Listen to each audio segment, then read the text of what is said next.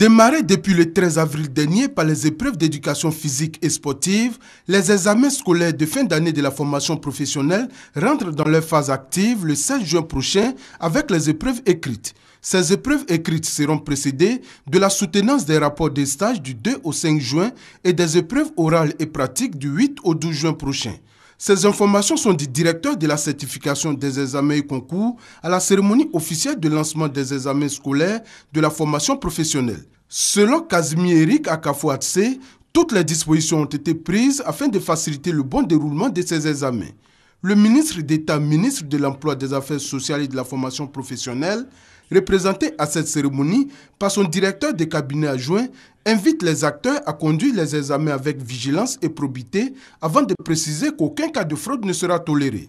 Autant il nous incombe de donner une formation de qualité à nos jeunes, autant il relève de notre responsabilité de les évaluer de façon rigoureuse afin que les diplômés qui sortent de nos structures soient compétitifs et capables d'aborder le marché de l'emploi avec assurance et sérénité.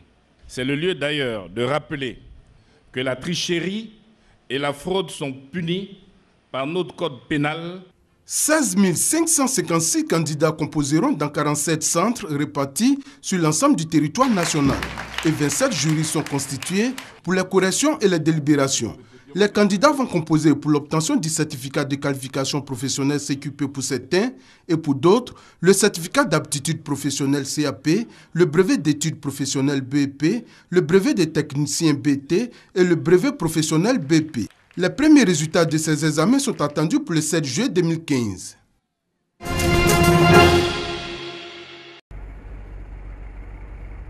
Sous leurs yeux, les occupants de cet espace assistent à la destruction de leurs magasins et autres installations de commerce. L'endroit, un domaine public à proximité de la gare lagunaire de la Sotra dans la commune de Treichville. Le déguerpissement de ces sites s'inscrit dans le cadre de l'opération Pays propre initiée par l'État ivoirien.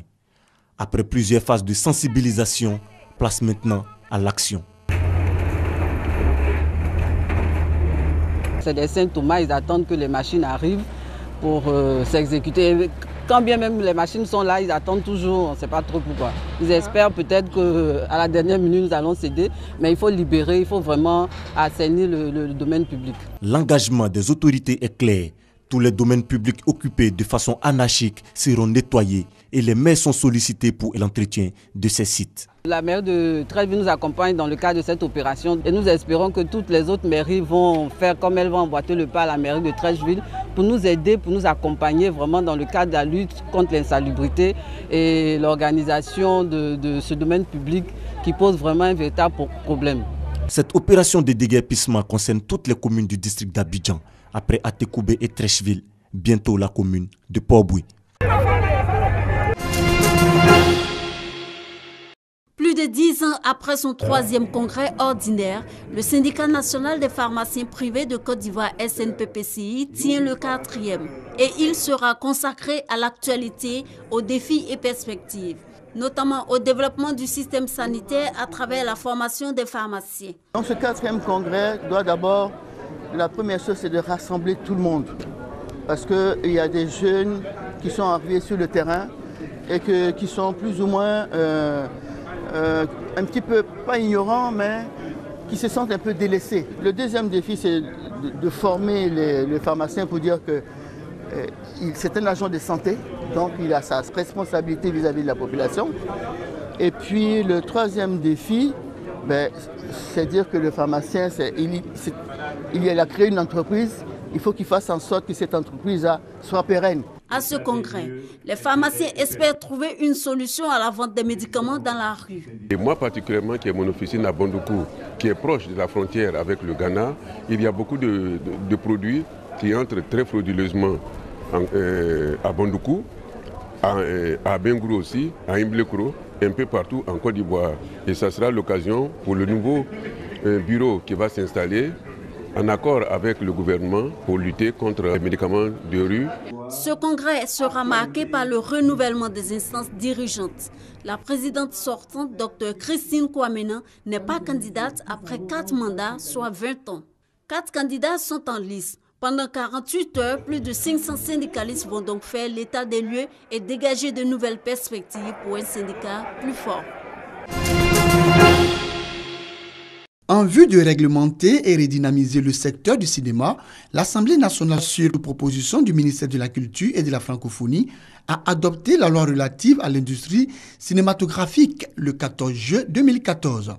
C'est pour présenter cette loi aux professionnels du cinéma que la Commission nationale de la francophonie, en collaboration avec l'Office national du cinéma de Côte d'Ivoire, la direction du cinéma et la direction des infrastructures et équipements culturels, a initié cet atelier. Selon Kadi Diallo, secrétaire général de la Commission nationale de la francophonie, la présentation de la loi aux professionnels du cinéma leur permettra de faire des amendements ou des observations pouvant contribuer à une meilleure application de cette loi sur le terrain.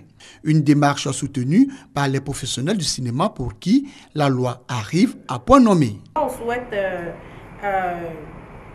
rapidement la mise en application de cette loi-là et surtout avec l'acquisition des différents décrets qui vont avec. Ceux qui ont eu à faire cette loi ont le nez creux de faire effectivement cette loi parce que ça va nous permettre d'être organisés d'abord au niveau de l'État et ensuite nous allons nous organiser nous-mêmes à l'interne au niveau des professionnels du cinéma. Échange, rapport de synthèse, lecture de motions et recommandations ont meublé cet atelier de présentation de la loi relative à l'industrie cinématographique. Une exposition de livres à la place Sorbonne du Plateau. Des stands dressés attirent les visiteurs.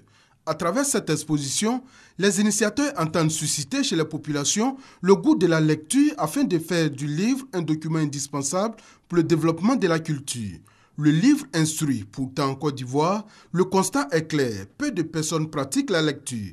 Il s'agit, à travers ce genre d'initiative, de ramener les populations à la lecture, aujourd'hui abandonnées au profit des TIC. Le livre et la lecture sont des facteurs d'intelligence, de connaissance, et donc nous le faisons pour promouvoir le livre et la lecture. Vous regardez autour de nous, il y a des Ivoiriens, il y a le public qui est sur le stand, qui vient vers les livres, qui achète, qui se fait dédicacer les livres. Donc je pense que le message passe. Et puis nous avons reçu des appels, et puis ce n'est pas seulement à Abidjan, l'opération se déroule sur l'ensemble du territoire national. C'est-à-dire que dans toutes les librairies du pays, il y a des gens qui sont en train d'acheter des livres pour en faire cadeau à des proches.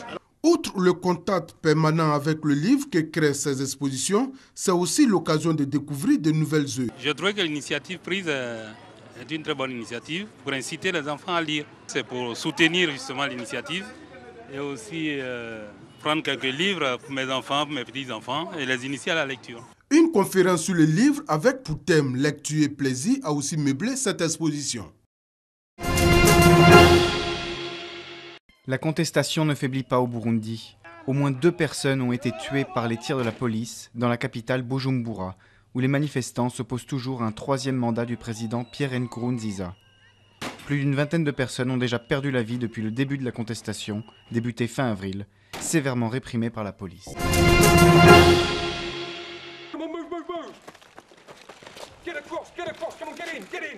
Opération antiterroriste pour ces agents de sécurité recrutés par une société privée britannique.